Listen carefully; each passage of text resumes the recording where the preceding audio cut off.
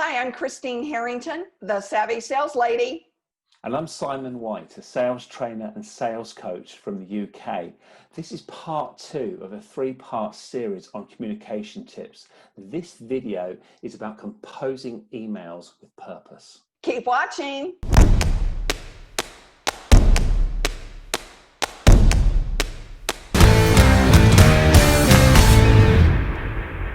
Okay, the next subject is composing emails with purpose. Okay, why is this important? Like you, and in the beginning, I go all the way back, Simon, when we first started using emails. Because that was a new thing for me in the business world. And we all got in the habit of just, whipping out these emails and sending them. Yeah. Every email that you send, especially in the sales process, should be on purpose. There should be a strategy for your emails, and resist just doing emails on the fly. But the bigger problem is, and Simon, I'm sure you have seen emails like this too. I receive emails from people trying to sell me products on a daily basis for my business. And honestly, it just makes me cringe when I read these emails. They are so bad. So I've got a list here of things that I want to run down on how business emails should be presented and how they should be composed, okay? Yeah. So let's just get right to it. So first of all, business emails should be short and concise. No more than a couple of paragraphs and a couple of sentences within those paragraphs. When someone opens up an email and they see it's paragraph after paragraph after paragraph, they don't read it. Yeah. And the worst thing that can happen is they'll delete it. So you want to make sure that your emails are short and concise. Yeah. And would you also say on a cold email, no attachments? Yes, I agree. No attachments. Now, why? Because a lot of times businesses will have this what they call in the United States a barracuda system that will grab emails that have links in them as spam. Yes. So that's why you don't want to do any attachments. Yeah. This is just an introduction if it's a cold email. If it's a warm email and you're having a conversation, you still want to abide by these rules, okay? Yeah. If I send an email to a prospect after I've spoken with them and they're expecting it and I'm sending an attachment, I will tell them what the attachment is, and I will tell them what the subject line is as well so they can look out for it. And I will tell them as well that I'll be sending it straight after the phone call. And now I could send it during the phone call to make sure they've got it and all that, but I normally will say, I'll send that straight away. So if you don't get it, it's gone in your spam. So I'm always very specific about what I've written in the subject line so they don't miss it. I will also put somewhere above here a link to my playlist on my YouTube channel of very specific videos that I did about 1.5 years, 2 years ago on nothing but email marketing to help you too if you want to look at those videos. The next thing you want to do is to write to evoke feeling. And you don't want to write strange things, but you want to meet the reader or the buyer or whoever's receiving your email where they're at. So I always suggest to write your emails as if you're writing to a friend. Just like when you're having a sales conversation, you want to have a conversation with them, being professional, but also being friendly as well, as if you're talking to a friend. And one of the things that I see so much in emails and any kind of business writing is the writer will immediately start talking about them and their product and what their product can do for you. You don't want to do that. You want to invoke a feeling so that they will continue to read your email. The very first sentence, and this is just basic writing, whether you're writing a novel or you're writing an email or you're writing, a documentary or a biography, I should say, the first sentence should be so compelling that the reader will want to continue to read your email. I know how difficult this can be. It can be really difficult, and I may have changed that first sentence 10 or 15 times before I even send that email, because it has to grab their attention and evoke feeling. Yeah. And you set these emails up as templates for future prospecting activities, so you don't always have to reinvent the wheel each time. You've got a suite of emails, and you might top and tail them slightly, but the bulk of it is a template each time. That's correct. That's correct. Yeah. Go ahead. I was going to ask you, what kind of salutation do you put on your email? Do you put hi Fred? Do you put hello Fred, dear Fred, or just Fred? Or do you have a preference on that for you? Yeah, and that reminded me of something else. So let me say this before I forget it. If you put their name in the subject line, you'll have a better chance that they'll open the email. Yeah. So I always use their name in the subject line. Okay. And then there's two schools of thought, Simon, on how to address them in an email. The first school of thought is if you just say Fred, that's normally how people will do emails in our office. Yeah. So within an office, they don't say hi Fred or hello Fred. They just say Fred, and then they have the body of the email. Other people have said, no, you should always say hi Fred, but don't do the dear or the hello. That's too formal. Yeah. So I've done it both ways, hi Fred or just Fred. And because again, you want this to be a friendly conversation. Yeah. So I had someone, oh my gosh, send me an email. It's in one of my videos that I've done on emails. And the person actually said, hey, Christine, Ducky here. And they were trying to sell me. They were asking me to put on my website a link to their website about ducks with emotion. Now, it was clear they had never, ever looked at my website. Yes. They would know I have nothing to do with ducks or birds, especially ducks and birds with feelings. I didn't know they had feelings. But that again is writing to the reader. And we had a series of emails back and forth, and she was actually arguing with me. No, you can use my link. And that didn't go anywhere.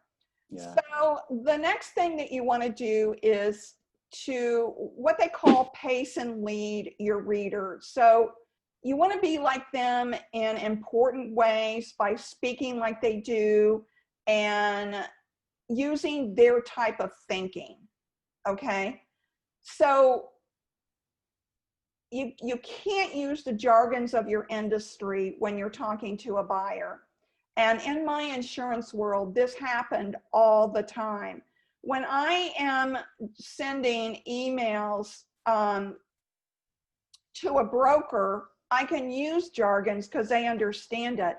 But when I was sending emails to the HR department about their group benefits, I dropped all of the industry jargons because they had no idea what that meant. Yeah, and a lot of the time salespeople don't realize how much jargon they actually use.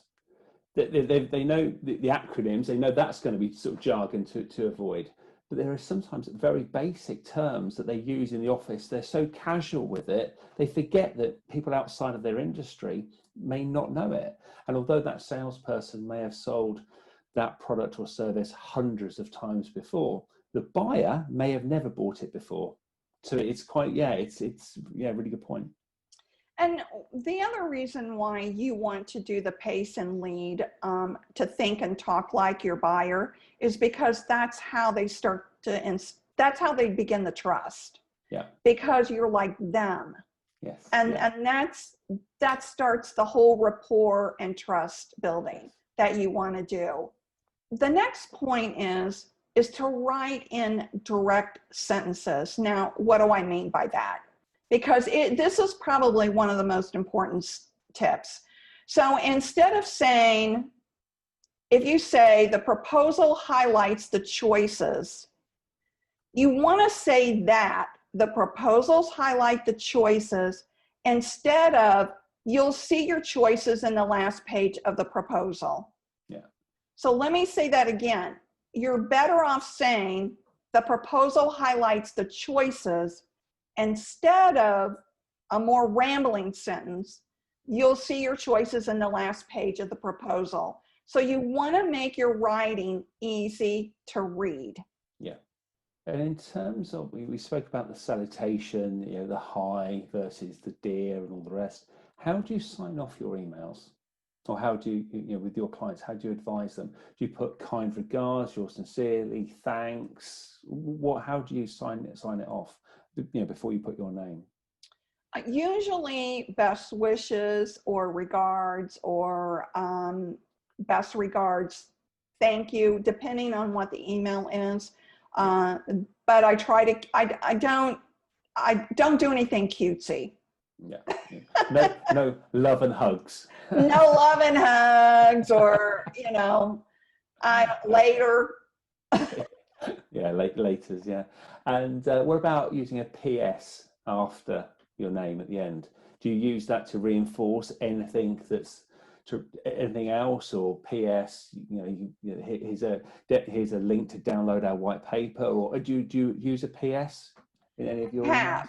I have used a PS, and I save that for an important point I want to make.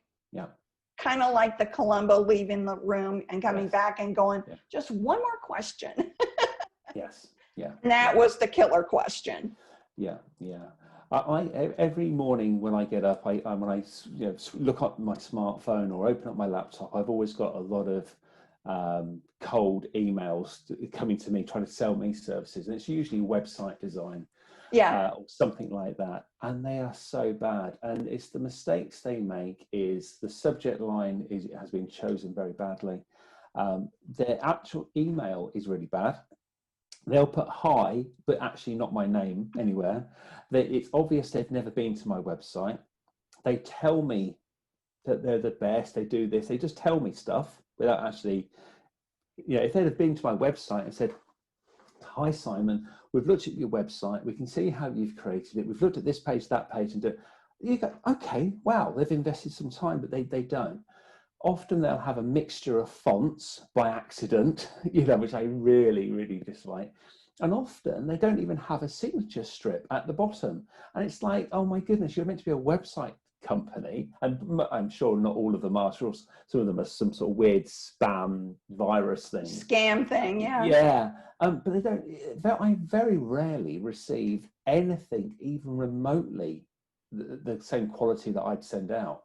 Most of it is just terrible. In fact, on a scale of 1 to 10, most I wouldn't give it any higher than maybe a 2 out of 10.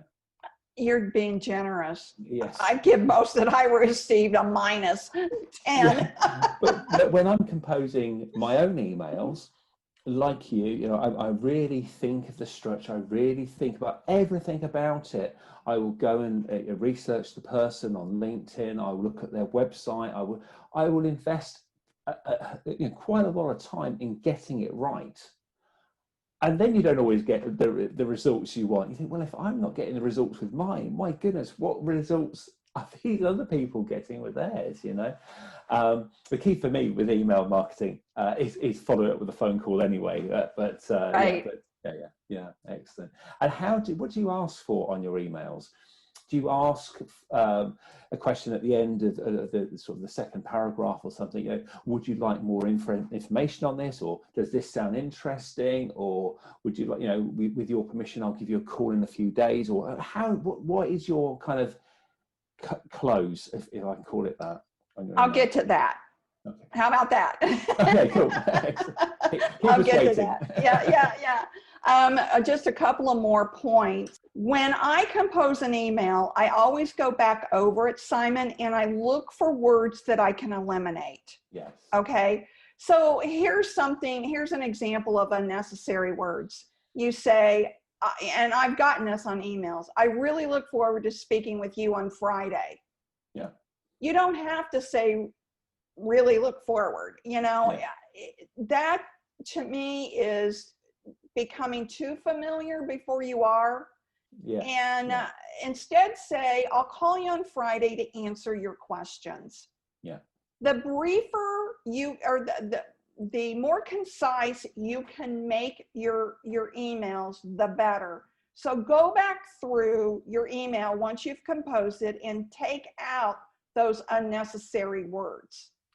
You just want to make sure that you're speaking in simple, plain language, because that resonates with people rather than someone, and I've gotten these emails too, and in the past I made this mistake. I thought that if I used big words, I appeared to be more intelligent, you know? Yes. Don't do that. You know, people don't want to get a dictionary to read your emails.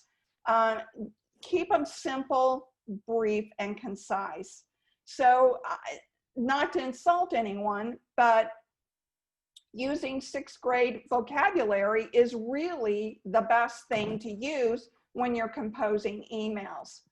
So here's another tip, Simon, and that is when you're composing an email, don't throw in 2 different subjects. Yes. One subject per email. Don't be adding in. That's kind of like a sales rule when you're asking questions. You don't want to ask 2 questions in 1 sentence, right? You only ask 1 question at a time. The same thing with an email, only 1 subject at a time with the email. And then here's my last tip, or this is a sentence you never want to use. Let me know if you have any questions. Okay? That's not their job. It's your job to follow up with them to find out if they have any questions that you can answer. So this ties back to your question, how do I end the emails?